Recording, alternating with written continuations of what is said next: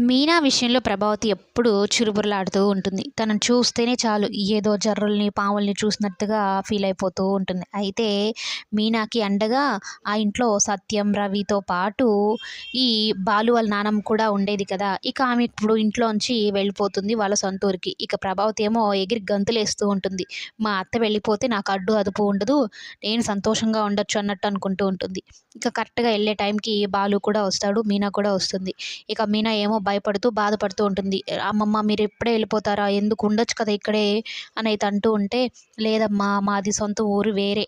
అక్కడ అన్నీ ఉన్నాయి కదా! అవి చూసుకోవాలి కదా!" అనైతే చెప్తూ, అలాగే బాలుకి, మీనాకి కలిపి కొన్ని మంచి మాటలైతే చెప్తారు ఆ పెద్దావిడ.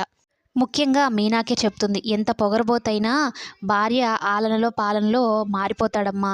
నీ భర్తని మనసుని చూడు నువ్వు పైకి కనిపించే ఆకారాన్ని, గంభీరాన్ని కాదు" అనైతే చెప్తూ ఉంటుంది. ఇక ప్రభావతి ఏమో వీళ్ళిద్దరిని కలపడానికి తెగ ప్రయత్నాలు చేస్తోంది ముసలిది అన్నట్టు అనుకుంటూ ఉంటుంది.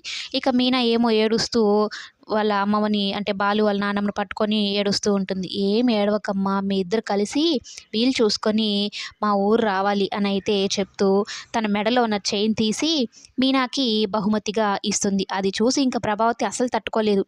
ఈమె మామూలుదనుకోలేదు అసలు నేను అనైతే తిట్టుకుంటూ ఉంటుంది. ఇక బాలుని మంచిగా చూసుకో అమ్మ, అలాగే మీనాని జాగ్రత్తగా చూసుకోరా అన్నట్టు జాగ్రత్తలు చెప్తూ ఉంటుంది.